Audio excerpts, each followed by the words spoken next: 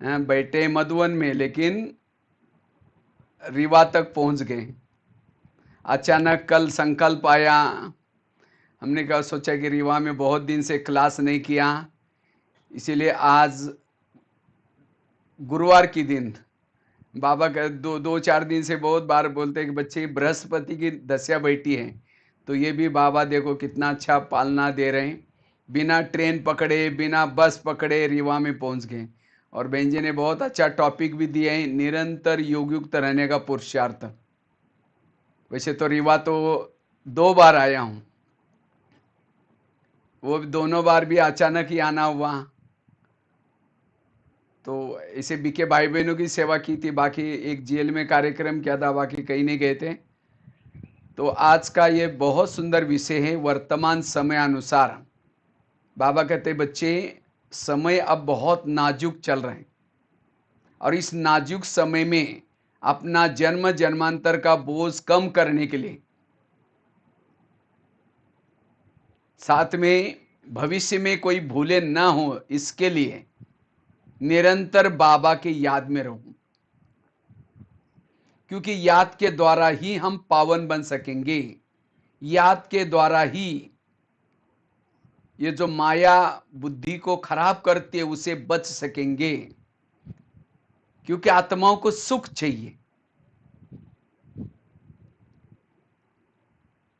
जब हम अति इंद्रियों से भी अतीत सुख आत्मा लेती है, तो इंद्रियों का सुख फीका लगता है, और वो अति इंद्रिय का सुख एक परमात्मा के याद के द्वारा ही मिल सकता है। इसीलिए हमें क्या करना है, बाबा को याद करने में सदा लगे रहना है, चाहे बैठ करके योग, चाहे कर्मों में भी योग। जितना बैठ करके योग लगाएंगे, कर्मों में योग लगाएंगे, उतना इस विकारी दुनिया की बातों से, साधनों से, आकर्षणों से बच सकेंगे। नहीं तो आजकल माया ने ऐसे ऐसे साधन बनाए जो हमारे निगेटिव संकल्प चलते, विरत संकल्प चलते। इसलिए योग ही, मुझे लगता है रोज की मुरलियों में योग के ऊपर कितना बाबा समझाता है, बच्चे योग लगाओ। कल की थी, ज्ञान से फेल नहीं होंगे, लेकिन अगर योग नहीं है तो फेल हो जाएंगे। योग नहीं है तो फेल हो जाएंगे। इसीलिए योग, बाबा योग के ऊपर अटेंशन दे रहे हैं, इसलिए हमें निरंतर योग युक्त रहना है।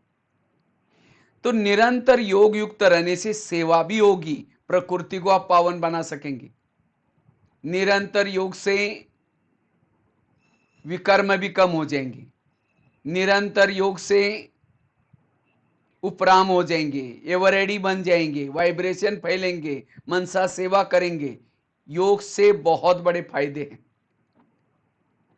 इतना ही नहीं, योग से ही आपका आत्मा का दीपक निरंतर जागृत रहेगा। जैसे अंधेरे में कोई दीपक जगता है तो सबका ध्यान उधर दीपक की तरफ जाता है। इसी तरह जितना आत्माभिमानी स्थिति में रहेंगे, बाबा की याद में रहेंगे, तो लोग ऑटोमेटिकली सेंटर पर आएंगे, बुलाने की जरूरत नहीं है। इसलिए निरंतर याद, तो निरंतर याद में रहने का हम पुरुषार्थ कैसे करें?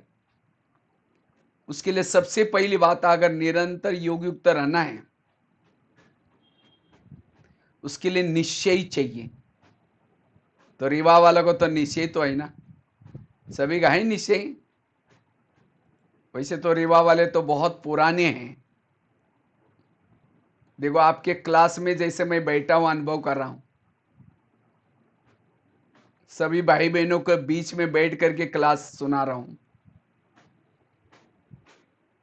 तो रीवा वाले सभी निश्चय बुद्धि है? हाँ, हाथ खड़ा करना वहां से। चलो, निश्चय मतलब ये नहीं, निश्चय अर्थात अब घर जाना है, सतयुग आने वाला है, ये दुनिया जाने वाली है, बस हमें क्या चाहिए, अब 2 रोटी चाहिए जीने के लिए। मेरा मूल मकसद है बाबा का संदेश देना, अपनी अवस्था बनाना। जिसका निश्चय है उसका बुद्धि का योग इस दुनिया से टूट जाएगा और बाबा के तरफ लग जाएगा। अगर मेरी बुद्धि यहां आकर्षण होती है बार बार, टूटती है तो इसका मतलब मेरा निश्चय कम है। जिसका निश्चय कम है उसकी योग युक्त स्थिति नहीं बनेगी। तो योग युक्त बनने के लिए हमारा निश्चय चाहिए सबसे पहला, और जिसका निश्चय होता है वही योग युक्त बन सकता है। इसलिए निश्चय बुद्धि बनने की जरूरत है। जितना निश्चय बुद्धि उतना योग युक्त। तो चिंतन करो, बाबा जो सुना रहा है वो ठीक है, नहीं तो जैसे कृष्ण अर्जुन को कहता है, हे अर्जुन तुम ये युद्ध कर, युद्ध से भागो नहीं। अगर युद्ध करेगा स्वर्ग में जाएगा। वो कहता है मुझे स्वर्ग नहीं चाहिए, इतने लोगों को मार करके अगर मुझे संबंधियों को मार करके स्वर्ग मिलता है, वो स्वर्ग मुझे नहीं चाहिए। क्योंकि उसका निश्चय नहीं बैठा, 18 दिन तक लगा उसको। आखिर कृष्ण ने अपना स्वरूप दिखाया, मैं तुमको कहने वाला कौन। और तब जाकर के चरणों में पढ़ करके कहता है प्रभु प्रभु प्रभु करके मगन हो गया। इसी तरह यहां कौन कह रहा है? स्वयं बाबा कह रहे हैं। यहां कोई बहने संदल पर बैठ करके डायरेक्शन नहीं दे रहे, स्वयं सर्वशक्तिवान बाबा कह रहे हैं। तो जिसका निश्चय है वही योग युक्त बन सकता है। जिस सेंटर पर आते हैं, जिस बाबा के ज्ञान में आते हैं, यहां आने वाला उनका नाम युगो युगों तक शास्त्रों में लिखा जाएगा। जब तक चांद सितारे रहेंगे तब तक उनका नाम अमर रहेगा, जो इस ज्ञान में चलने वाले हैं। अभी भी हनुमान गणेश किसका ना ये है। इसलिए निश्चय चाहिए। जिसका निश्चय है अब दुनिया परिवर्तन होने वाली, अब घर जाना है, वो सदा ही घर जाने की तैयारी करेंगे। जैसे कोई किसी को यात्रा में जाना होता है, तैयारी करते हैं। इसीलिए निश्चय बुद्धि बनो, तब निरंतर योग लगेगा। दूसरी बात है, अगर निरंतर योग युक्त बनना है उसके लिए ट्रस्टी बनो, गृहस्थी नहीं बनो। जो गृहस्थी है उनका योग नहीं लगेगा। ट्रस्टी बनो। आप सभी रीवा वाले नहीं आए, पिछले जन्म में रीवा वाले थे, 83 वाले जन्म में। अब आपका 84 वाला नया जन्म हुआ है। आप सभी मधुवन से बाबा ने आपको वहां भेजा है, रीवा में। घर में नहीं रहते, सेवा केंद्र है आपका। जैसे बहनें सेवा केंद्र पर रहती हैं, आप लोग जब आते हैं कितनी अच्छी सेवा करते हैं आप लोगों की। आप लोगों के साथ प्यार है, स्नेह है, लेकिन लगाव नहीं है। इसी तरह जिस घर में रहते हैं उस घर से, घर की वस्तुओं से, घर के लोगों से लगाव नहीं रखो। भले प्यार करो, प्यार से रहो।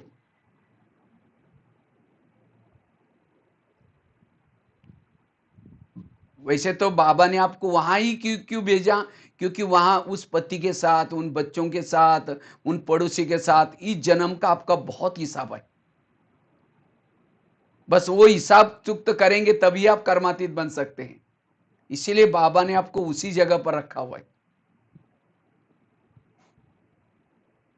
और उनकी जितना प्यार से सेवा करेंगे, उनकी हर निगेटिव बातों को पॉजिटिव में लेकर के हल्के रहेंगे, उतना हिसाब कम हो जाएगा।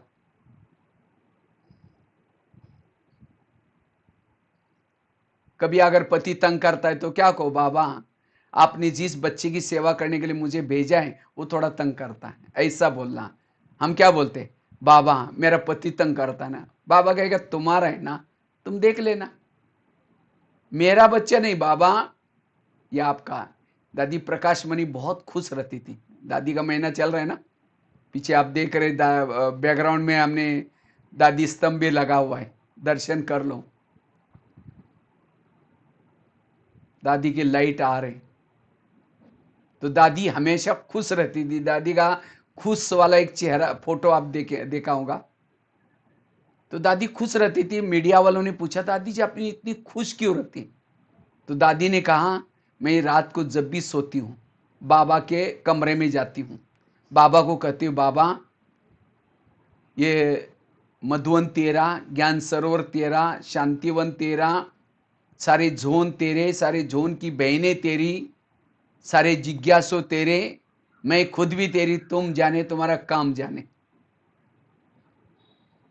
इसीलिए मैं खुश रहती हूं। इसी तरह आप भी रात को सोते समय क्या कहना, बाबा को गुड नाइट करते समय, बाबा ये दुकान तेरा, घर तेरा, पति तेरा, बच्चे तेरे, खेती तेरी, ये बिजनेस तेरा, मैं खुद भी तेरी, तुम जाने तुम्हारा काम जाने। सारे बोझ प्रभु के हवाले करके सो जाओ। इतना ही नहीं, ये शरीर भी तेरा।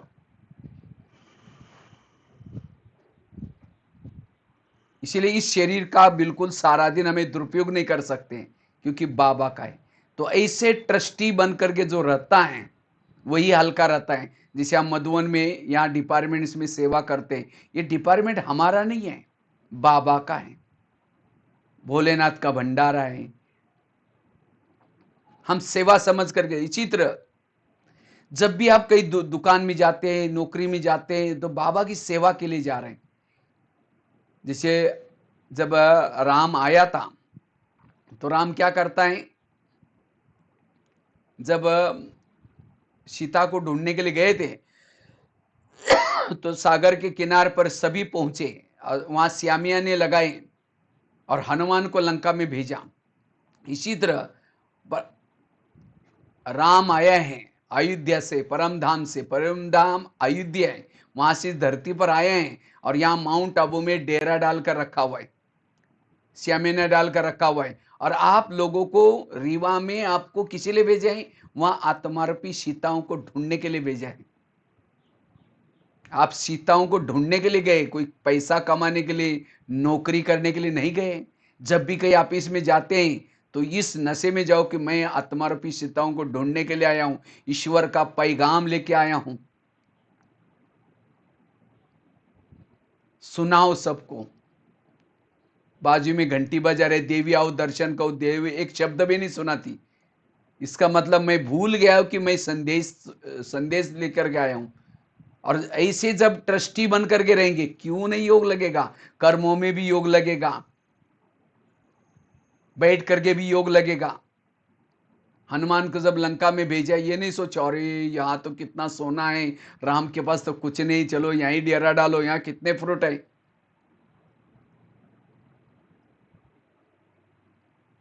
इसीलिए हमें भी वहां की कोई चीजों में आकर्षण नहीं, बस केवल मैं वहां रहता हूं, इसीलिए मुझे कुछ करना है, बाकी मेरा मूल मकसद है मैं यहाँ ईश्वरीय संदेश देने के लिए आया हूं।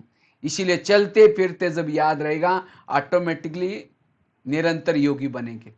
तो दो बातें बताई, अगर निरंतर योगी बनना है, निश्चय बुद्धि बनो। दूसरी बात, निरंतर योगी बनना है, ट्रस्टी बनो। तीसरी बात है, अगर निरंतर योगी बनना है, आत्माभिमानी स्थिति का पुरुषार्थ करना है। जितना आत्माभिमानी स्थिति में रहेंगे, आप निरंतर योगी बन सकेंगे। जितना आत्माभिमानी स्थिति रहेंगे, निरंतर योगी बनेंगे। क्योंकि जब हम खुद को भूल जाते हैं तो खुदा भूल जाता है। इसलिए सदा स्वयं की स्मृति, मैं कौन। और जितनी स्वयं की स्मृति रहेंगी तो ऑटोमेटिकली बाबा याद आएगा।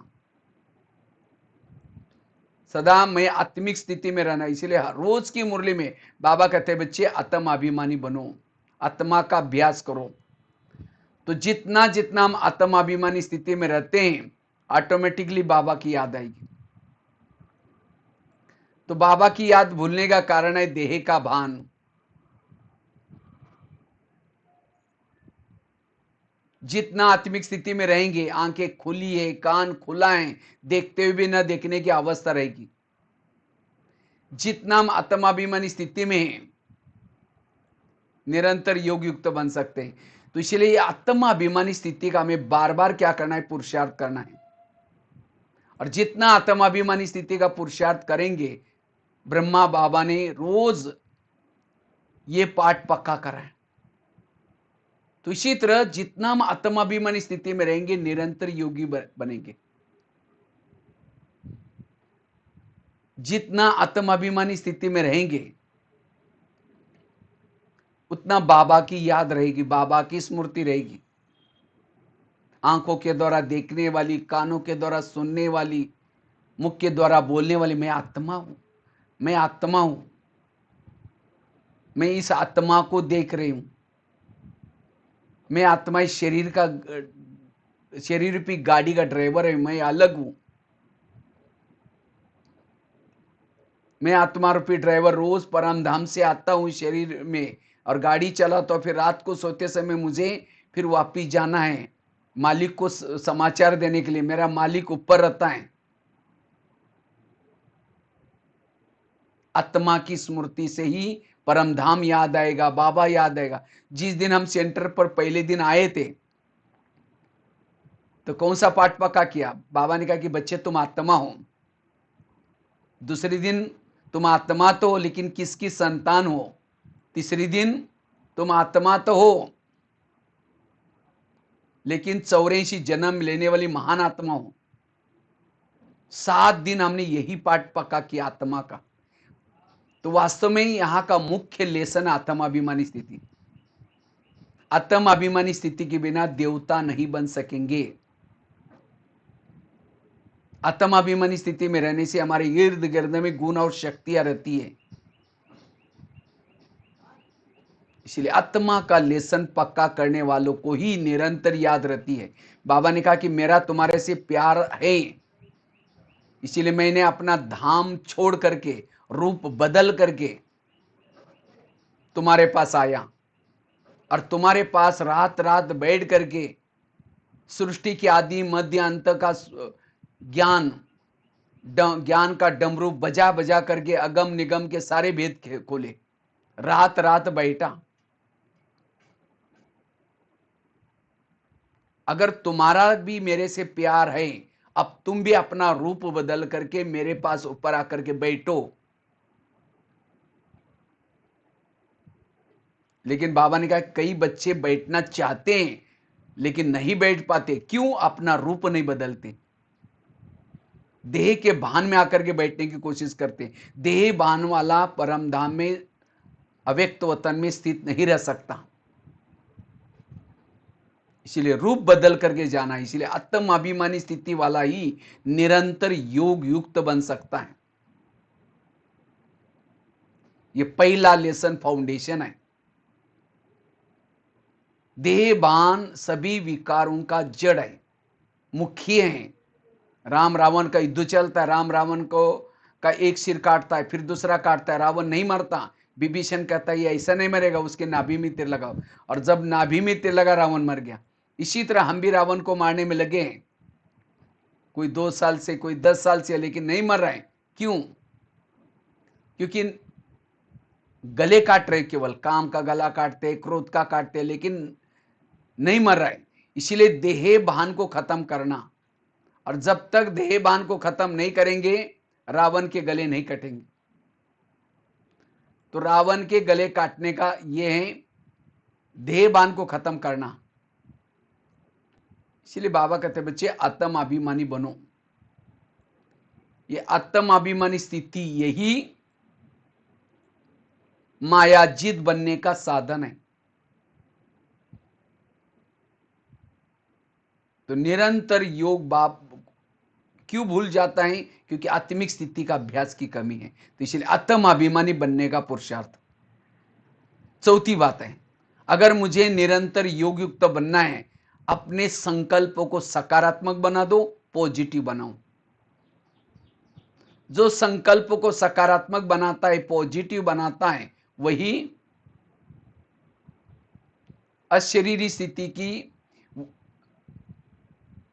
अनुभव कर सकता है, उसके द्वारा योग युक्त बन सकता है। अगर योग युक्त रहना है, अपने संकल्प को कम चलाओ, पॉजिटिव चलाओ। जितना संकल्प को कम चलाएंगे, पॉजिटिव चलाएंगे, आत्मिक स्थिति रहेगी। इसे निरंतर योग युक्त बन सकते हैं। आज कईयों को कर्मों में योग नहीं लगता। क्यों? व्यर्थ सोचते हैं। या ऐसा क्यों करता है मेरे साथ? इसने मेरे साथ ऐसा क्यों किया? टाली कभी एक हाथ से नहीं बजती, टाली के लिए दो हाथ चाहिए। अगर कोई व्यक्ति मेरे साथ ऐसा वैसा करता है तो मैंने भी कभी किया था। हमारे आसपास के जितने भी लोग हैं, हमारे घर के, हमारे परिवार के, रिश्तेदारी, ये सब हमें कोई देने के लिए, कोई हमारे से लेने के लिए। जिन्होंने इस लेने देने की गहराई को समझ लिया, उनका मन चुप रहेगा, और जिसका मन चुप रहता है वो योग युक्त है। तो योग युक्त न रहने का कारण है व्यर्थ संकल्प, निगेटिव संकल्प, कमजोर संकल्प। इसलिए जिसके संकल्प कम चलते हैं, पॉजिटिव चलते हैं, वो निरंतर योग युक्त बन सकता है।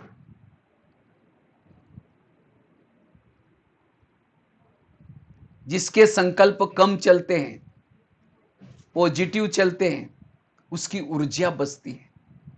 और वैसे तो आजकल के जमाना जो है, कोरोना का समय, बीमारियों का समय, इसमें जितना कम सोचेंगे, पॉजिटिव व्यर्थों से मुक्त बनेंगे, उतना बीमारियों से भी बच जाएंगे।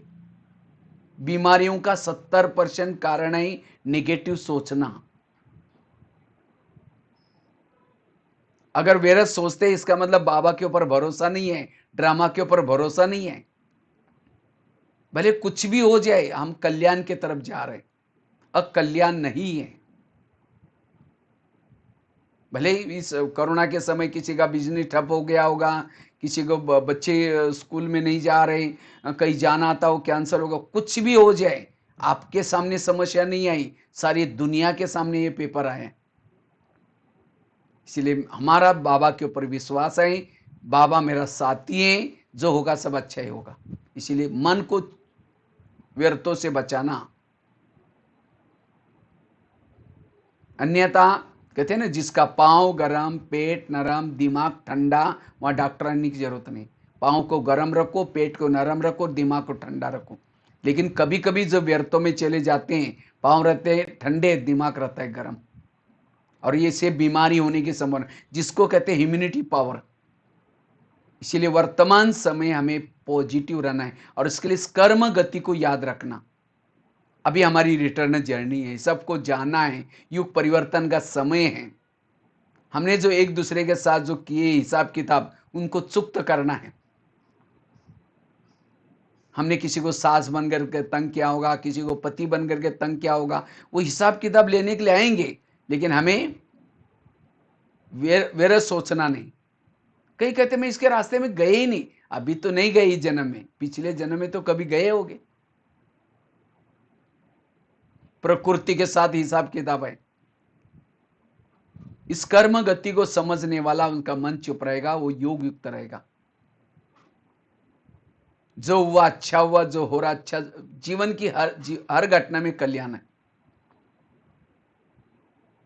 ड्रामा के ऊपर विश्वास रखना। जीवन में आने वाली निगेटिव बात को क्या बना दो? पॉजिटिव। बुराई को भी क्या बना दो? अच्छा ही बना दो। तब व्यर्थों से बच जाएंगे। व्यर्थ सोचने वाला जब योग में बैठता है, लाल लाइट चल रहा है, गीत बज रहे हैं, फिर कहेंगे मेरे साथ ऐसा क्यों हुआ, उसने ऐसा क्यों किया, क्यों बोला।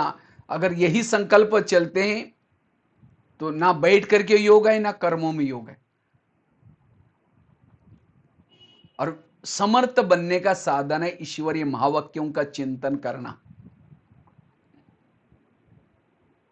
जो रोज की मुरली सुनना, मुरली की एक एक मुरली की कीमत लाखों करोड़ है। आप कहेंगे पैसे देते, पैसे नहीं देते। स्कूलों में टीचर कोई बच्चों को पैसा नहीं बांटता, ज्ञान बांटता है। जितना वो ज्ञान लेगा, उतना अच्छे मार्क से पास होगा, फिर नौकरी भी अच्छी लगेगी। इसी तरह युग परिवर्तन के समय ये बाबा ने विद्यालय खोला है, प्रजापिता ब्रह्मा कुमारी ईश्वरी विश्वविद्यालय, और इसी के माध्यम से बाबा ज्ञान बांट रहे हैं। जो जितना लगन से सुनता है, उतना उसके स्वभाव संस्कार बदलेंगे, ऊंच पद प्राप्त करेगा, सत्युग में जाएगा। तो सत्युग की प्रॉपर्टी क्यों मिली? क्योंकि पढ़ाई पढ़ी। कई कहते नहीं दीदी हमको दुकान खोलना पड़ता है, दुकान खोलेंगे 1500 कमाएंगे, सेंटर पर नहीं आएंगे लाखों गवाएंगे। इसीलिए उस दुकान से भी पहले ये 2 कान खोलो। ये 2 कान है, ये वहां तो एक ही दुकान है, यहाँ 2 कान है। और उस दुकान से कमाए हुआ यहीं रहने वाला है। और इस 2 कान से कमाए हुआ न चोर लूटेगा, ना आग जलाएगी, ना पानी डुबोएगा। इसीलिए रोज हमें ये पढ़ाई जरूर पढ़नी है। और जितना ये पढ़ाई पढ़ेंगे समर्थ बनेंगे, व्यर्थों से मुक्त बन जाएंगे।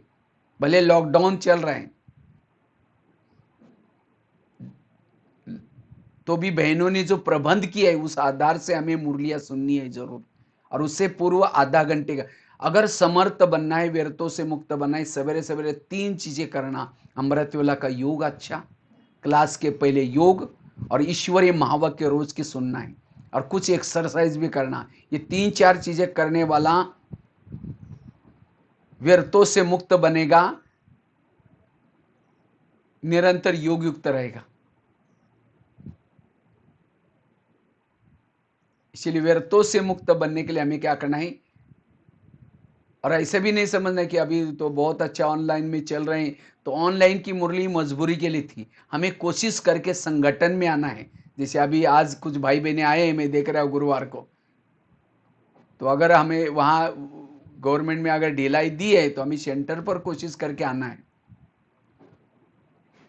और सेंटर पर सेफ्टी के साथ आकर के मुरली सुननी, तब व्यर्थों से मुक्त बनेंगे। तो 3 चीजें बताई। अगर मुझे निरंतर योग युक्त बनना है, पहली चीज कौन सी बात, कौन सी बताई? हाँ, 4 चीजें बताई। पहली बताई निश्चय बुद्धि बनना, दूसरी बात बताई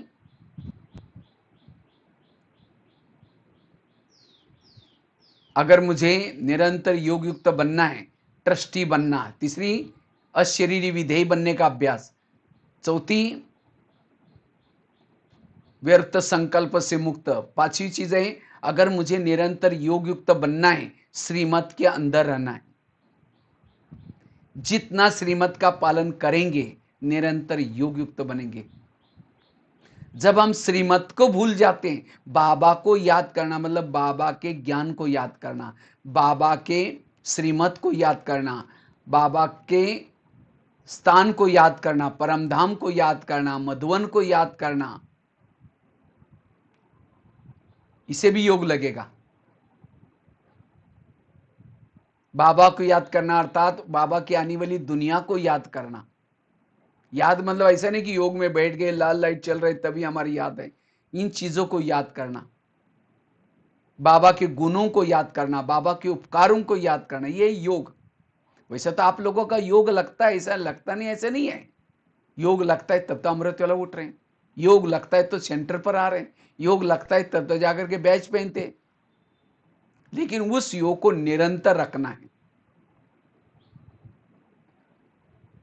इसलिए निरंतर रखने के लिए श्रीमत का पालन करना है। हर पल मुख के लिए क्या नियम है, आंखों के लिए क्या नियम है, कानों के लिए क्या नियम है,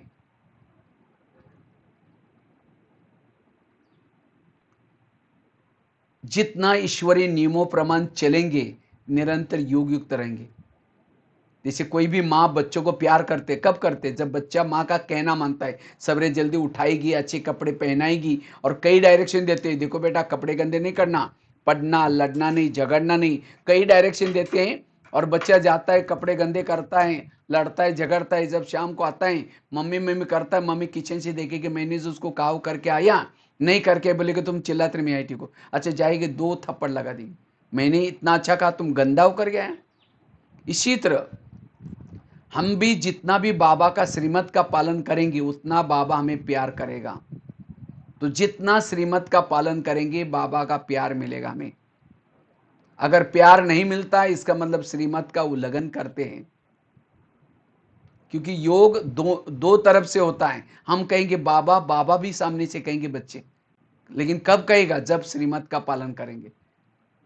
रोज की मुरलियों के महावाक्यों को याद करके उस प्रमाण करके आना। अगर नहीं करके आएंगे तो योग कहां लगेगा फिर?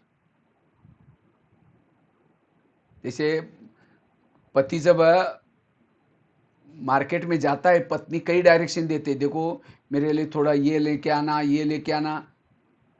तो इसी तरह हमें भी बाबा ने जो डायरेक्शन दिया उसको सारा दिन याद रखना, तब निरंतर योग रहेगा। इसीलिए श्रीमत का पालन करना। लेकिन कभी कभी क्यों छोड़ देते श्रीमत को? लोक ला जाते हैं।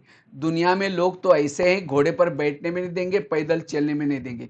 इसीलिए कहते हैं ना, सुनो सबकी, करो मन की नहीं श्रीमत की। और जितना श्रीमत प्रमाण चलेंगे, निरंतर योग युक्त रहेंगे। यह पांचवा। छठी बात है, अगर मुझे निरंतर योग युक्त बनना है, उसके लिए पर चिंतन की बातों से बचना है। पर चिंतन करेंगे, योग टूट जाएगा। किसी के भी दोष नहीं देखने, क्योंकि जो दोष देखता है उसके बुद्धि से ज्ञान उड़ जाता है। सरस्वती कहां बैठी है? हंस के ऊपर बैठती थी। हंस अर्थात अंदर बाहर स्वच्छ। कौवे के ऊपर नहीं बैठी। कौवा अर्थात अंदर कुछ बाहर कुछ। कोई बहन या भाई सामने नहीं आए, पीछे से मिलकर के दो चार जन मिलकर उसकी बुराई करेंगे, वो ऐसी है, ये है, वो है। अचानक आई, ओम शांति, अभी हम आपको याद कर रहे थे, मुख में राम बगल में छुरी। इसलिए मुझे किसी की दोष ना देखने हैं, ना पर चिंतन करना है, क्योंकि एक म्यान में दो तलवार नहीं रह सकती। जहां पर चिंतन है वहां ज्ञान का चिंतन, बाबा का चिंतन खिसक जाता है। पर चिंतन से जो बचा रहता है, योग युक्त रहता है। इसीलिए बाबा के कभी कभी मुरलियों में जो बातें आती है, छोटे छोटे बच्चे, झगमई झगमई नहीं करो, पर ये बाबा क्यों बताता है? क्योंकि ये करेंगे तो योग नहीं लगेगा।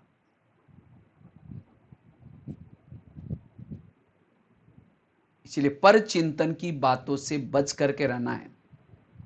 जैसे कोई वोमिटिंग करता है, उल्टी करता है, तो कहां जाता है? वॉश बेसिन में जाकर के उल्टी करता है। हम तो नाक बंद करके उसको भगाते, उधर जाओ उधर जाओ। तो पर चिंतन भी क्या है? एक उल्टी है, वोमिटिंग है, वो कहां करते हैं? कान में। कान का आकार कैसा है? सुंदर सा वॉश बेसिन है, बीच में एक नली भी है।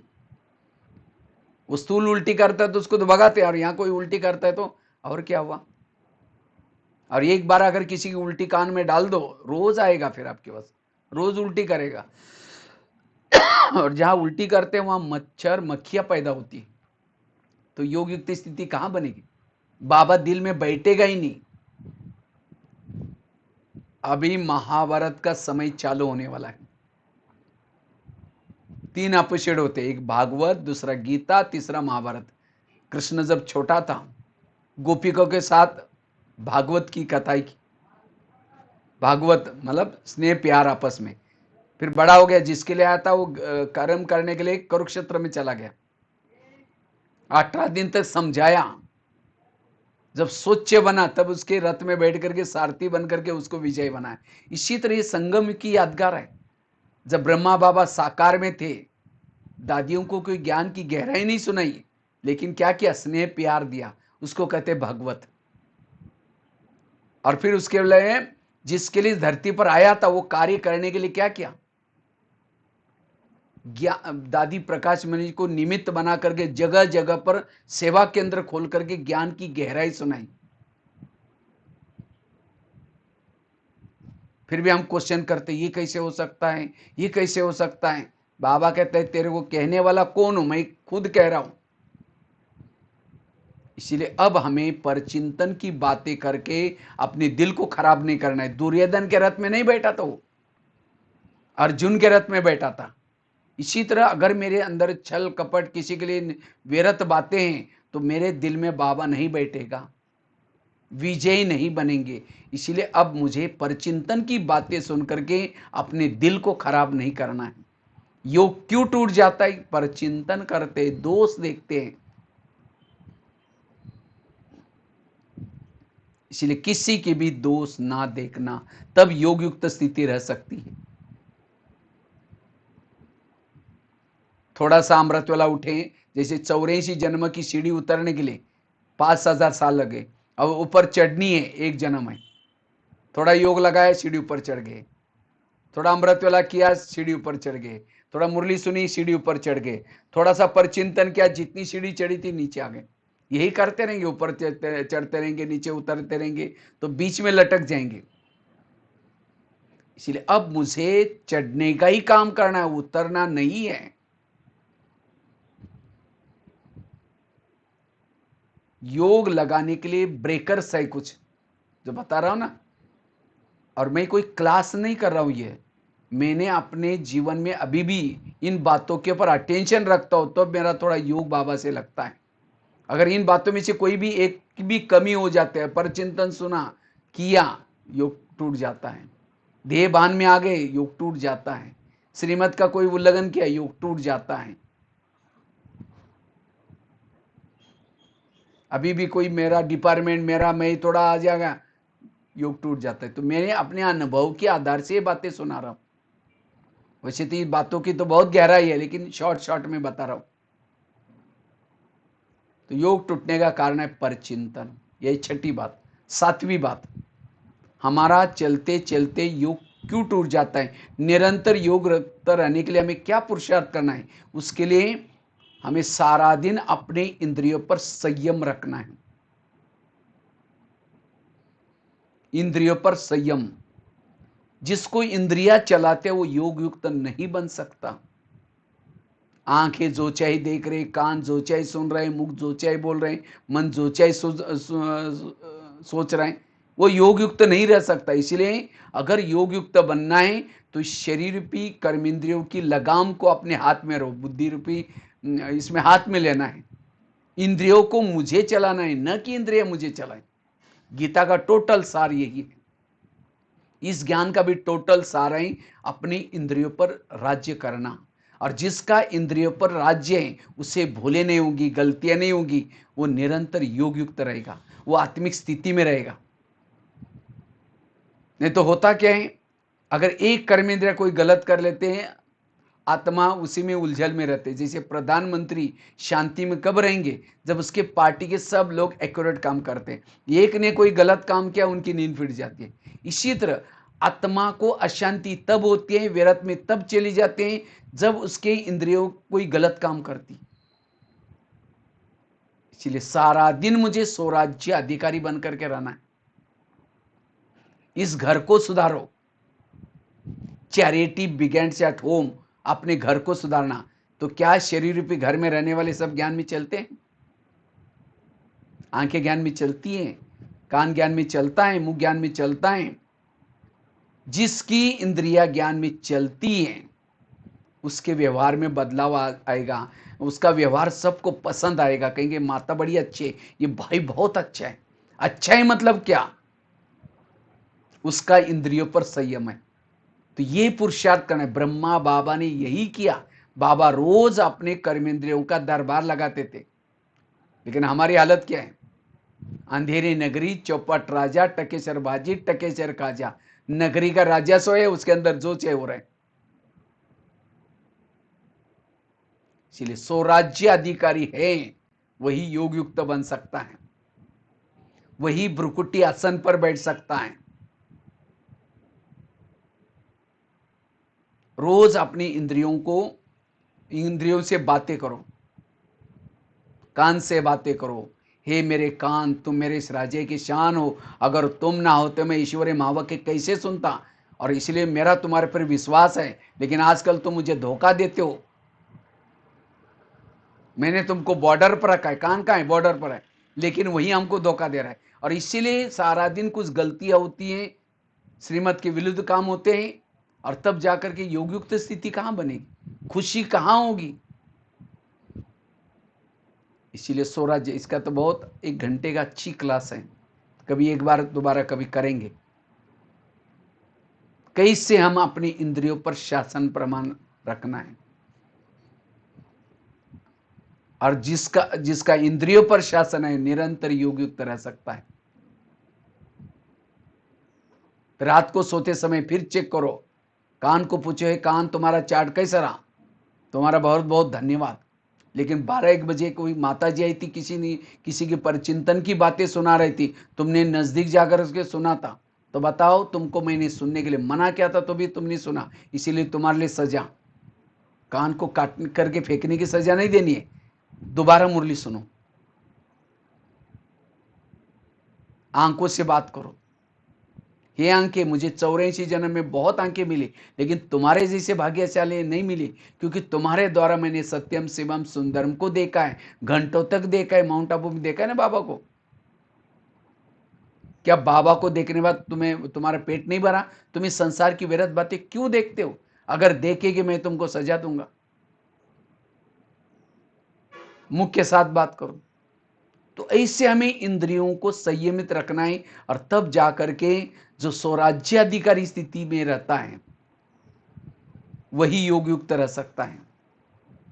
नहीं तो योग में बैठेंगे, लाल लाइट चल रहा है, गीत बज रहा है, शुरू करेंगे मैं आत्मा हूं, शांत स्वरूप, फिर कहेंगे मेरे को उन्होंने क्यों बोला, फिर कहेंगे ठीक है मैं आत्मा हूं, फिर कहेंगे 15 दिन पहले भी तो बोला था, फिर कहेंगे मैं आत्मा, फिर कहेंगे सबके बीच में क्यों बोला, किसने बोला, कुछ गलत देखा, ये सारी बातें योग से वंचित करेगी। इसीलिए स्वराज्य अधिकारी स्थिति, नौका पानी के ऊपर से जाएगी, पार कराएगी, नौका के अंदर पानी आएगा तो डुबा देगी। जो इंद्रियों को चलाता है वो पार हो जाता है, जिसको इंद्रिया चलाते वो डूब जाता है। इसीलिए स्वराज्य अधिकारी का पुरुषार्थ जरूरी है, और जितना स्वराज्य अधिकारी बनेंगे उतना राजा बनेंगे। इसलिए राजा बनने का आधार है स्वराज्य अधिकारी स्थिति। कितनी बातें हो गई? 7। और 2 ही बातें सुना करके, क्योंकि वर्किंग डे भी है, 9 बातें हो जाएगी। आज रीवा वालों को खास 9 रत्नों की 9 पॉइंट की अंगूठी पहना रहे गुरुवार के दिन। इस अंगूठी को पहनकर रखना, आप निर्विघ्न रहेंगे, इतना ही नहीं निरंतर योग युक्त बन जाएंगे। पहली पॉइंट बताई, निश्चय बुद्धि बनना है। दूसरी बात बताई, ट्रस्टी बनना है। तीसरी बताई, आत्म अभिमानी स्थिति का, अशरीरी विधेय स्थिति की स्मृति में रहना है, यह पुरुषार्थ करना है। चौथी बताई, व्यर्थ संकल्प से मुक्त, सदा समर्थ पॉजिटिव सोचना है। 5वीं बात बताई, श्रीमत का पालन करना है।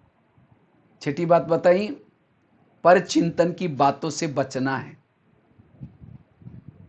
7वीं बात बताई, स्वराज्य अधिकारी बनने का पुरुषार्थ करना है।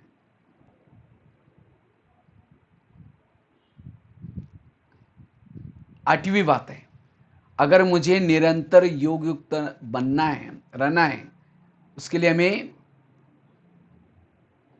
हमारे अंदर की जो कमजोरी है, जो कमजोर संस्कार है, जो संस्कार मेरे जीवन में बार बार रिपीट होता है, उसके ऊपर ध्यान देना है। जितना कमजोर संस्कार के ऊपर अटेंशन देंगे, उतना उस कमजोर संस्कार के ऊपर विजय प्राप्त करेंगे, उतना योग युक्त बन सकते हैं। तो योग युक्त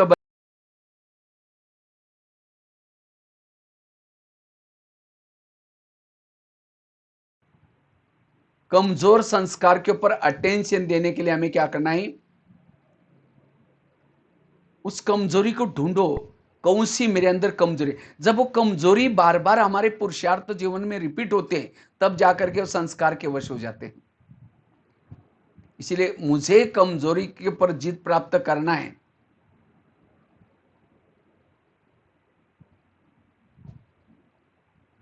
इसके लिए स्वराज्य अधिकारी बनने का पुरुषार्थ, कमजोरी खत्म हो जाएगी।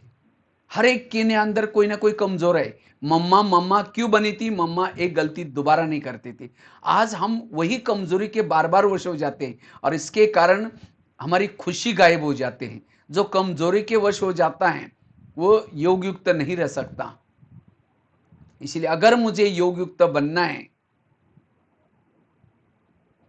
कमजोरी को बार बार रिपीट होने नहीं देना है। पहले ढूंढो कि मेरे अंदर की कमजोरी कौन सी है। कमजोरी क्या करते हैं, महीना 2 महीना तक अच्छी तरह डट करके पुरुषार्थ करते हैं, कमजोरी के वश हो गए कि कमाई चट हो गई। इसलिए हमें उस कमजोरी के संस्कारों के वश बार बार नहीं होना है। किसी के अंदर काम विकार का संस्कार है, किसी के अंदर का क्रोध है, उसको कहीं ना कहीं से भोजन मिल जाता है। और आजकल माया ने तो ऐसे ऐसे साधन बनाया, कहते अच्छा तुम थिएटर में नहीं आते ना, कोई बात है, मैं तुम्हारे जेब में आती हूं। इसीलिए साधनों, और ऐसा भी नहीं कि साधन यूज नहीं करना है। कई कई सेंटर पर मैं जब ऑनलाइन के लिए क्लास के लिए बोलता हूँ, तो कई बहनें कहते हैं भाई जी हम एंड्रॉयड बिल्कुल यूज नहीं करते। हमने कहा बहन जी एंड्रॉयड यूज नहीं करेंगे मधुबन से कट हो जाएंगे, क्योंकि हमारा सारा कारोबार आजकल मोबाइल में चलता है। चाहे मुरली भी चल आती है, चाहे ऑनलाइन से भी सेवा हो रही, चाहे कोर्स भी कर रहे हैं, इसी से हो रहा है आजकल। और ये आगे चल करके ये साधन और यूज आएंगे, ये हमारे लिए बाबा ने बनाए। साधनों को पकड़ेंगे काटते हैं, साधन नहीं पकड़ेंगे समाज से दूर चले जाएंगे। इसलिए अपनी स्थिति को बना करके साधन को यूज करो, साधन सेवा करेगा। इसलिए साधन नहीं तो कई देख रहा हूं, कई कुमार कुमारियां ढीली होती जा रही, क्यों स्थिति नहीं है, तो इसीलिए फिर प्रॉब्लम आ जाता है। इसलिए कमजोरी का भोजन नहीं दो। नहीं तो मोबाइल में गलत चीजें देखेंगे तो विकार को थोड़ा सा भोजन मिल जाता है, वो जागृत हो जाते हैं। इसलिए बार बार संस्कार के रिपीट नहीं, इसके लिए असुरी संघारनी बनना है, दृढ़ प्रतिज्ञा करनी है। इसके लिए भी अलग से कभी क्लास लेंगे, इसके अपने कमजोर संस्कार को कैसे हम परिवर्तन करें। तो योग युक्त न स्थिति रहने का कारण है ये कमजोरी बार बार आती है। और आजकल कईयों में अभिमान ज्यादा आ रहा है। अभिमान वाला कभी योग युक्त नहीं बन सकता। अभिमान वाला कभी निराकारी स्वरूप में टिक नहीं सकता। इसीलिए मुझे अगर निराकारी स्वरूप में टिकना है, निरहंकारी होकर के रहना है। पांडव की विजय हो गई, विजय होने के बाद भी पांडव पराजय हो गए थे। किसे पराजय हो गए? पांडव पराजय हो गए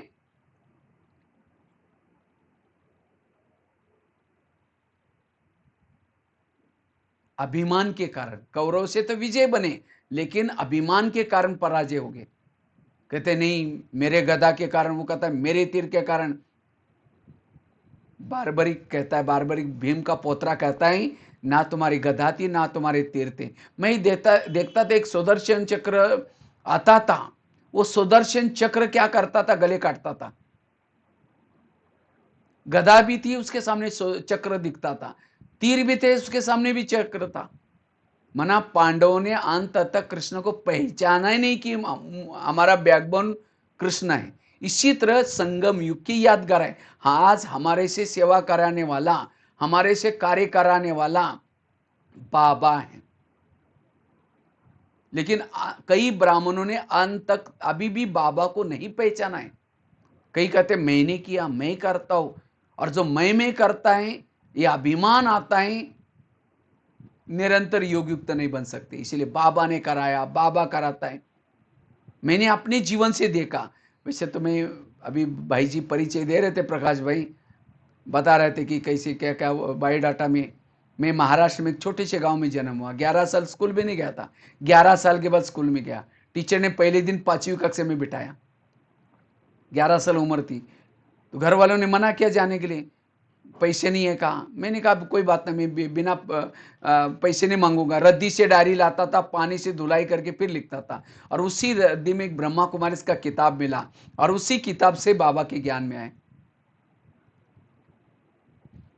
उसी किताब से ज्ञान में आए, और आज बाबा ने कहां से कहां पहुंचा है। तो वास्तव में मेरे जीवन की जो कला है, चाहे क्लास करने की कला, चाहे मुरली पॉइंट लिखने की कला, चाहे जो भी कला है, भोजन बनाने की कला, ये सब बाबा ने दी है। मुझे याद है जब मैं शुरू शुरू में गीता भाषा में आया था, तो गीता वर्षा में शुरू शुरू में आए थे उस समय बहनें कभी कभी कहते थे बेचारा गरीब बच्चा भी रोज आता है, पता नहीं सतयुग में आएगा नहीं आएगा, कभी कई बार कहते थे, क्योंकि मुझे कुछ नहीं आता था। तो वास्तव में जो भी कार्य कराने वाला कौन है? बाबा करा रहे। मैंने अपने जीवन में एक कहानी याद रखी है। एक व्यक्ति ने गधा पाला था। जब गधा पाला था, उन्होंने एक नया मकान बनाया। जब मकान पूरा हो गया तो सारा सामान शिफ्ट कर दिया। अब महंगाई हो गई है तो सोचते चलो गधे पर रख करके शिफ्ट किया, बहुत खर्चा हुआ था नया मकान बनाने में। लेकिन एक मूर्ति बच गई, तो उसको लगता है मूर्ति कैसे लेके जाऊं। तो क्या करता है, गधे पर रख करके लेके जाता है। सोचता है कि इतना सारा पैसा खा खर्च करूं, तो गधे पर रख करके शिफ्ट कर दिया, थोड़ा थोड़ा सामान शिफ्ट किया। लेकिन जब मूर्ति थी तो मूर्ति भारी थी, तो सोचते कोई बात नहीं, कौन देखेगा, कपड़ा ढक गया, लेके जाने लगा। तो चलते चलते क्या हो गया, वो सामान हट गया।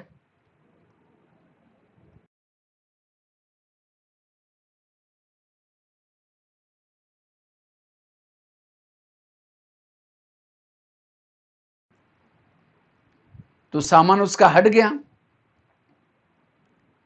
अपना कपड़ा हट गया, तो मूर्ति का सिर दिखना शुरू होता है। तो उस समय क्या करते हैं, वो मूर्ति को देख करके नमस्ते करना शुरू किया। जब नमस्ते करते हैं तो गधे का लोग नमस्ते मुझे कर रहे हैं। वास्तव में गधे को नमस्ते नहीं कर रहे थे, मूर्ति को नमस्ते कर रहे थे। इसी तरह आज कई बार हम सेंटर पर जाते हैं, 2-4 दिन सेवा करते हैं, तो बहनें कई बार सम्मान करते हैं, कई बार पगड़ी पहनाते हैं, कई श्रृंगार करते हैं, कई बार मधुवन के लिए लिफाफे देते, पैसे देते। कोई धन की सेवा कर रहे बहनें या कोई सम्मान कर रहे, वो मेरा नहीं हो रहा है। मैं तो एक मधुवन निवासी हूँ, समर्पित का बैच पहना हुआ है, इसीलिए सम्मान हो रहा है। मेरा कोई क्लास सुन करके कोई पैसा नहीं दे रहे। हमें रीवा में भी आया था, मुझे याद आया था, बहनों ने बहुत अच्छा श्रृंगार कर गया था, ताज पहना था। तो वास्तव में ये मेरा नहीं हो रहा है, हम तो मधुवन निवासी है, बाबा का सम्मान हो रहा है, बाबा कर रहा है। इसीलिए जैसे कठपुतली को नचाते, नचाने वाला दिखाई नहीं पड़ता, इसी तरह बाबा दिखाई नहीं पड़ता। तो इसीलिए बाबा ने कराया, बाबा कराता है। तब क्यों योग नहीं लगेगा? दादी जानकी जी हमेशा कहती थी, मैं कौन और मेरा कौन। तो इसलिए मैं आत्मा और मेरा बाबा। तो सदा हमें क्या करना है, इस अभिमान से मुक्त बनना है, निरहंकारी होकर के रहना है। जितना निरहंकारी उतना निराकारी स्थिति रहेगी, उतना हम योग युक्त बन सकेंगे। योग युक्त स्थिति क्यों नहीं है? उसका कारण है अभिमान। अभिमान के कारण कभी कभी हमारी निराकारी स्थिति नहीं रहती। इसलिए निरहंकारी होकर के चलना है। कभी भी कोई भी, इसीलिए बाबा कभी कभी कहते मेरे अच्छे अच्छे बच्चे थे, बहुत अच्छा ज्ञान योग करते थे, लेकिन आज है ही नहीं, चले गए। क्यों गए और कहाँ गए? उनको चलते चलते कोई कलाओं का, विशेषता का अभिमान आया, इसलिए चले गए। अभिमान सारा दिन है, योग युक्त नहीं रह सकते। आज कईयों को झूठे मुकुटे लगे। दो मैं है, एक असली मैं आत्मा, और दूसरा नकली मैं इंचार्ज हूँ, मैं धनवान हूँ, मैं इंजीनियर हूँ, मैं डॉक्टर हूँ। ये सब झूठे मैं। और जो झूठे मैं के मुकुटे जिसको लगे हैं, उस प्रमाण चलता है। किसी ने पूछा नहीं, सम्मान नहीं किया, तुरंत अकड़ जाएगा, मुझे पूछा ही नहीं, तो वेरा संकल्प चले, योग टूट गया। इसलिए असली मैं के स्वरूप में चलो, निरंतर योग युक्त रहेगी। और असली मैं जागृत रखने के लिए जैसे बताया, सवेरे का अमृतवेला का योग अच्छा चाहिए। क्लास के पहले आकर के आधा घंटे का योग करो और मुरली अच्छी तरह सुनो। आज से दृढ़ संकल्प लो, ये 3 चीजें मुझे करनी है। और चौथी बताई, एक्सरसाइज भी थोड़ी सी शरीर के लिए। ये 4 चीजें जो करता है उसका असली में जागृत रहता है, और जिसका असली में आत्मा में जागृत है, निरंतर योग युक्त है। कई बार माताएं कही कहेगी, बहन जी मुझे पोछा लगाने के सेंटर पर सेवा नहीं देना, नहीं तो हमारी गली वाले कोई कहेंगे तो क्या कहेंगे, ये बड़ी इतनी बड़ी घर की माता और कहाँ वो आश्रम में पोछा लगाते हैं। बाबा वास्तव में सेवा किसी लिए देता है? अभिमान को तोड़ने के लिए। बाबा ने दादियों से क्या क्या सेवा ली? निर्मल शांता दादी को चप्पल ठीक करने की सेवा दी। कहते बाबा मैं कैसी करूं? कहते एक मोची जितनी अकल नहीं, तुम विश्व के राजे कैसी करो? ब्रह्मा बाबा एक बार गोबर के उपले लगा रहे थे, गोबर के निक्कर पहनी थी, हाफ चड्डी बनियान पहना था और गोबर के उपले बना बना करके दीवार को चिपका रहे थे। इतने में दादी जी आई, बाबा आपसे मिलने के लिए कोई वीआईपी आए। तो बाबा ने कहा कि बच्चे को यहीं भेज दो। नहीं बाबा वो बहुत बड़ा है। नहीं नहीं यहीं भेजो। तो दादी ने क्या क्या सोचे, बाबा बोल रहे तो भेज दिया। तो वीआईपी ने जब बाबा को जैसे देखा, बाबा को देखते ही विष्णु चतुर्भुज का साक्षात्कार हुआ। विष्णु चतुर्भुज चक्र घूम रहा है, गदा है, पदम है। कुछ समय के बाद देखता है बुजुर्ग व्यक्ति गोबर का उपला घुमा रहा है। कुछ समय के बाद देखता है विष्णु चतुर्भुज। तब समझ में आया कि ये वास्तव में ये विष्णु चतुर्भुज, ये ब्रह्मा बाबा यही है। और बाबा चरणों में पड़े, बाबा के चरणों में पड़ता है वो, और पूरा परिवार के सहित समर्पित हो गया वो। यह है निरंकारिता।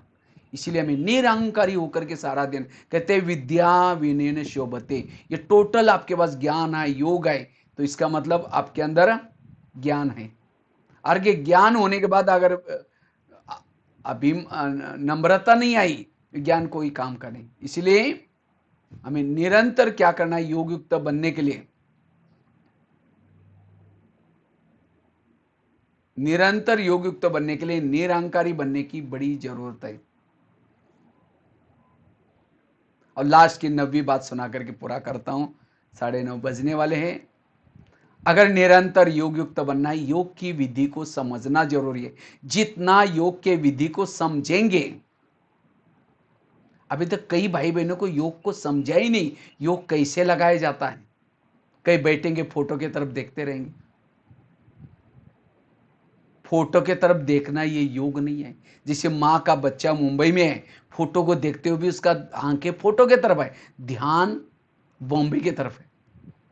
इसी तरह बाबा का फोटो देखते हुए भी बाबा जहां रहता है चैतन्य में, वहां बुद्धि जाए, ध्यान जाए, तब वो योग है। और जो विधि से सवेरे का, ये 2 प्रकार का योग है, एक कर्म योग, दूसरा बैठ करके योग।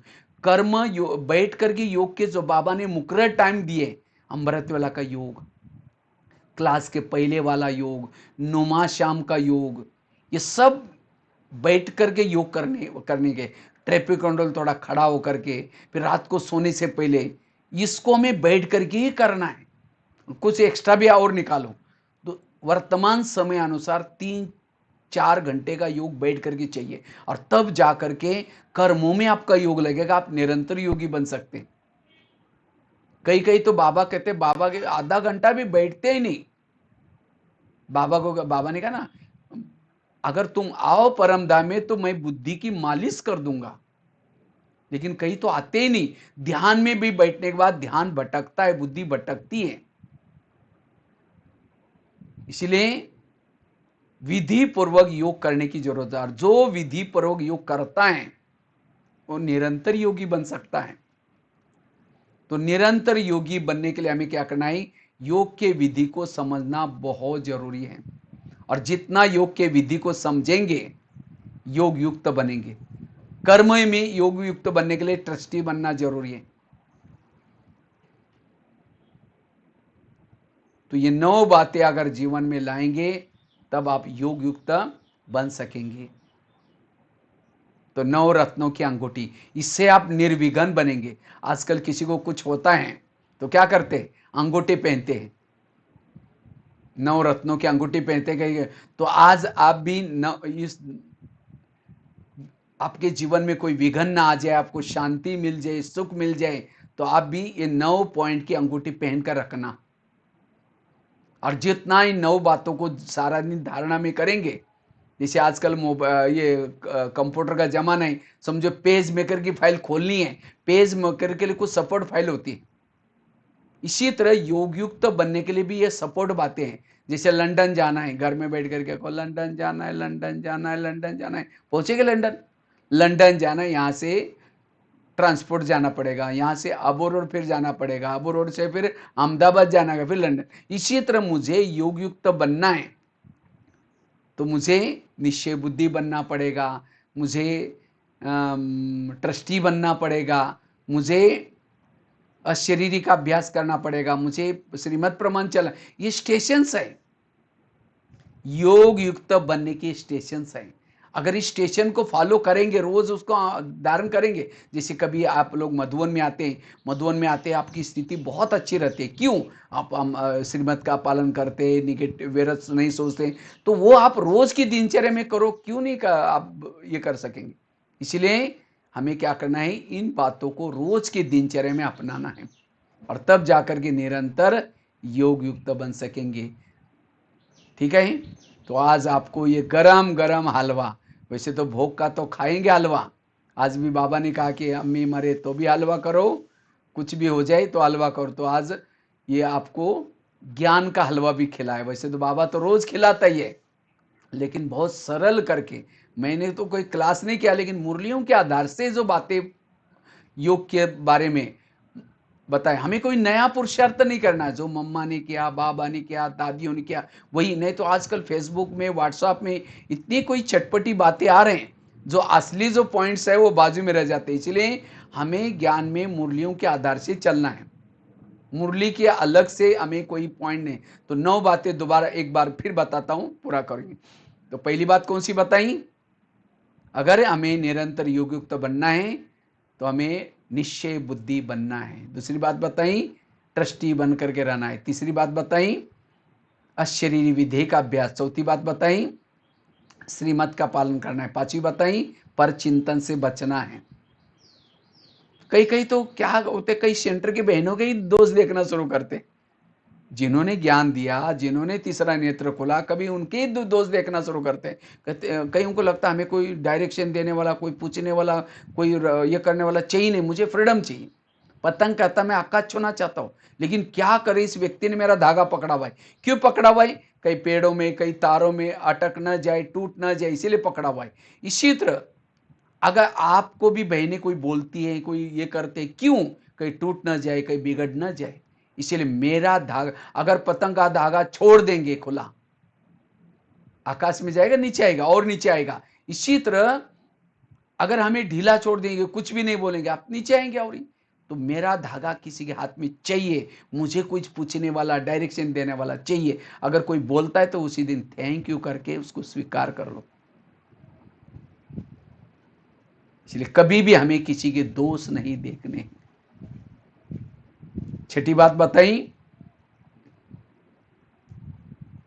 कर्मेंद्रिय पर संयम रखना, स्वराज्य अधिकारी। सातवीं बात बताई, अपने कमजोर संस्कार को बार बार रिपीट नहीं होने देना, निरहंकारी होकर के रहना।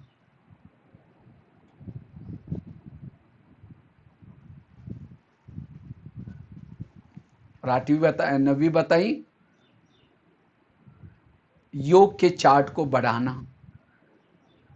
जितना योग के चार्ट को बढ़ाएंगे, योग युक्त बन सकेंगे।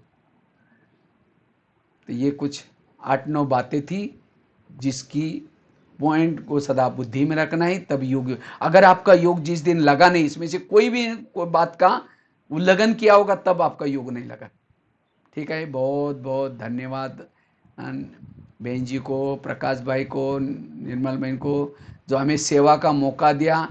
देखो ना, नाश्ता करने की ज़रूरत है। मैं कई बार जब सेंटर पर जाता हूँ, मैंने देखता हूँ बहनें तो क्लास में बैठती नहीं, कहेंगे। मैं पूछा, बहन जी आप क्लास में थे? नहीं नहीं भाई जी, आपके लिए नाश्ता बना रहा था। तो मैं सोचता हूँ ये कितना अच्छा है। देखो बहनों को ना नाश्ता बनाने की ज़रूरत है, ना हमें अभी कोई ट्रेन पकड़ने की ज़रूरत नहीं। आप बैठे बैठे आपके पास आए। कभी एक बार भट्टी रखो, बहन जी, कभी भट्टी रखेंगे तो बहुत अच्छा 3 क्लास भी हो जाएंगे, योग भी कराएंगे, कभी कोई संडे पकड़ करके कभी एक दिन भट्टी करेंगे ऑनलाइन से। ठीक है, बहुत बहुत धन्यवाद। 2 मिनट बाबा को याद करके फिर पूरा करेंगे। जैसे लग रहा है ना मैं आपके क्लास में बैठ करके, रीवा में बैठ करके वहां सुना रहा हूं। हाँ, क्लास में वहां आकर के क्लास चल रहे हैं। बाबा कहते हैं ना, जो बांधेली माता उनका योग मेरे से ज्यादा होता है। क्यों? जब पति तंग करता है उसको कौन याद आता है? 2 मिनट योग करेंगे फिर पूरा करेंगे। इसीलिए बाबा कहते बच्चे माताओं का योग नहीं करता, बहुत किसे लगाए? अपने पति से। तो पति तंग करने वाला चाहिए, प्यार करने वाला चाहिए?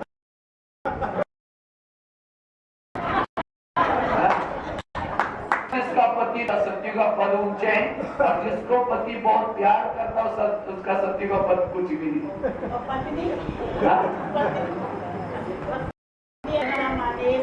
बच्चे ने उसको पति को बहुत अच्छा ऊंचा पद, इसीलिए बाबा कहते बच्चे निर्विघ्न, इसीलिए भाग्य जाता है, कभी भी घबराना ना। ड्रामा तो जिन्होंने ड्रामा को पसंद किया, हमें किसी पति को छोड़ना नहीं, किसी को छोड़ना नहीं। नजर बदलो, नजरें उसी गली में रहना है, उन्हीं पड़ोसी के साथ रहना है, उसी झगड़ा करने वाले के साथ रहना है, लेकिन अपनी नजर बदलो। क्योंकि भाग्यशाली वर्तमान समय संगम युग में हमारा जो कुछ है सब कल्याणकारी है। इसीलिए व्यर्थों से करो, और जिन्होंने व्यर्थ रहेगा मन शांत रहेगा, और जिसका मन शांत है वो योगी है, वो आत्माभिमानी है। इसीलिए वर्तमान समय हमारे जीवन की जो भी झंझट है, जो भी कोई प्रॉब्लम है, व्यर्थ संकल्प। तो अपनी नजर को बदलो। एक राजा था, तबीयत बहुत खराब हो गई, तो किसी ने राजा को राय दी, तो हरी देखो तो आपकी तबीयत अच्छी हो जाएगी। तो राजा ने क्या किया? ऑर्डर किया कि मेरे घर में कारपेट हरा बिछा दो, घर की दीवारें भी क्या बना दो? हरी बना दो। तो राजा तो केवल घर में नहीं रहता था, कहीं बाहर भी घूमता था। तो जहां भी जाए राजा सब पहले ऑर्डर करता था, वहां की दीवारों को हरी बना दो और कारपेट भी हरी बिछा दो। धीरे धीरे पूरा शहर क्या हो गया? हरा हो गया। तो किसी ने पूछा ये हरा से वैसा, ताकि वेद खराब है। राजा के पास जाकर के कहता है, राजन आप अपने चश्मा हरा बना दो।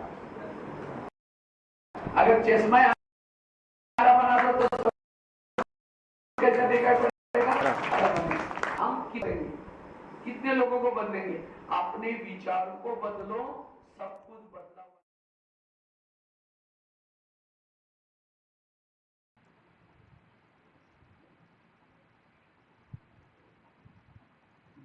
ओम शांति। बहुत बहुत धन्यवाद।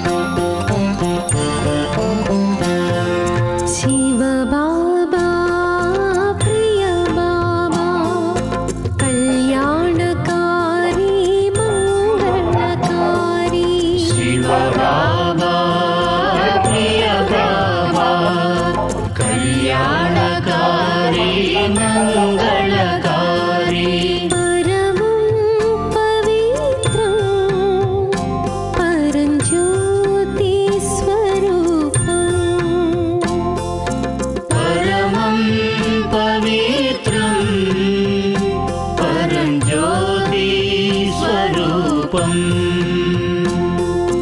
निराकार शिव परमात्मा शिव बाबा प्रिय बाबा कल्याणकारी मंगलकारी शिव बाबा प्रिय बाबा कल्याणकारी मंगलकारी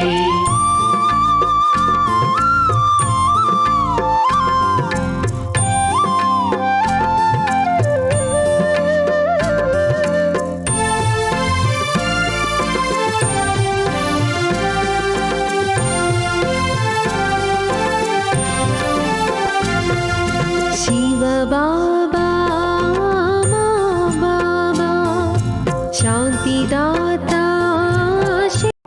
क्यों करता है, परेशान करता है, उसको कौन याद। इसीलिए बाबा कहते बच्चे बांधेली माताओं जिनको तन लगता बहुत प्यार करता है, उसका योग किसे लगाए, अपने पति से। तो पति तंग करने वाला चाहिए, प्यार करने वाला चाहिए। तो जितना जिसका पति तंग करने वाला है उसका सत्य का पद ऊंचे है, जिसको पति बहुत प्यार करता है उसका सत्य का पद ऊंची भी नहीं। तो पति को बहुत अच्छा ऊंचा, इसीलिए बाबा कहते बच्चे निर्विघ्न भाग्यशाली आत्मा हुआ है जिनके जीवन में विघ्न और समस्या जाता है। तो इसीलिए विघ्नों से कभी भी घबराना अपना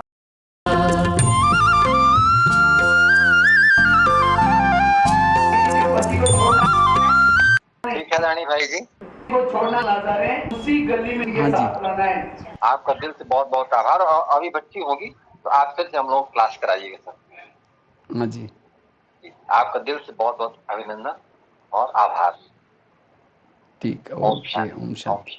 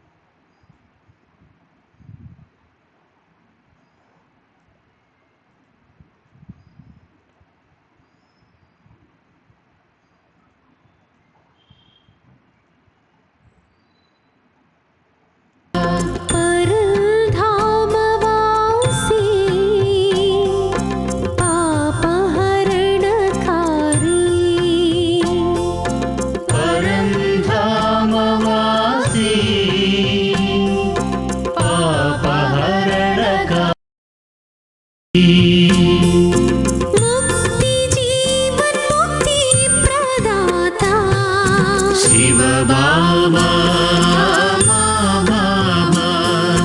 मुक्तिदाता सद्गतिदाता शिव बाबा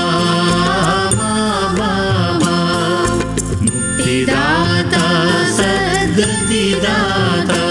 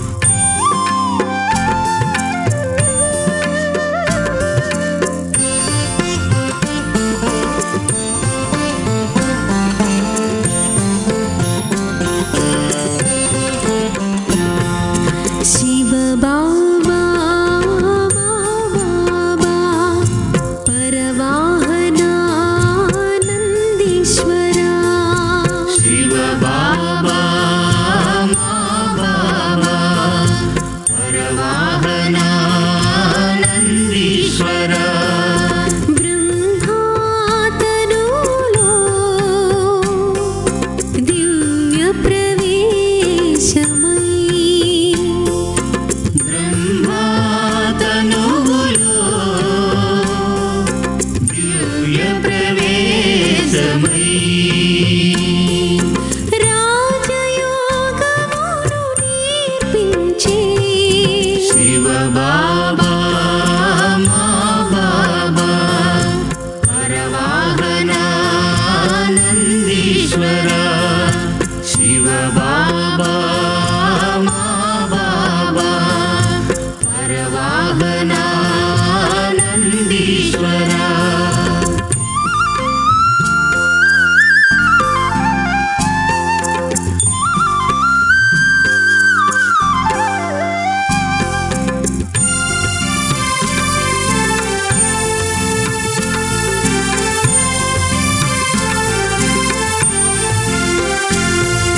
शिव बाबा प्रिय बाबा ज्ञानदाता दिव्य वरदाता शिव बाबा प्रिय बाबा ज्ञानदाता दिव्य वरदाता दिव्य बुद्धिदाता दिव्य दृष्टिदाता दिव्य बुद्धिदाता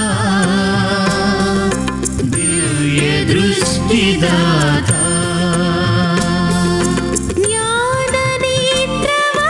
ज्ञाननेत्रवरप्रदाता शिव बाबा प्रिय बाबा ज्ञानदाता दिव्य वरदाता शिव बाबा प्रिय बाबा ज्ञानदाता दिव्य वरदाता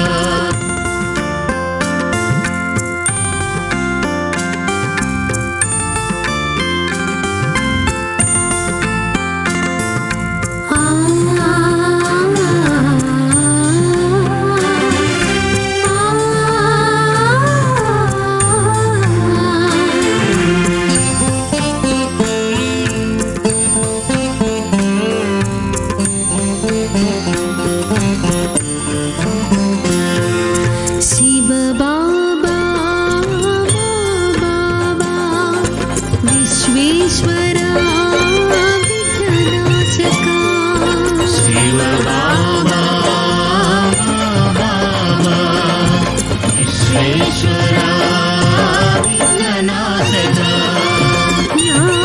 ज्ञानसिन्धु प्रेमबिन्दुः ज्ञानसिन्धुः प्रेमबिन्दुः विश्वशान्तिकी विभुडवु नीवे शिव बाबा मा बाबा विश्वेश्वरा विघ्ननाशका शिव बाबा मा बाबा विश्वेश्वरा विघ्ननाशका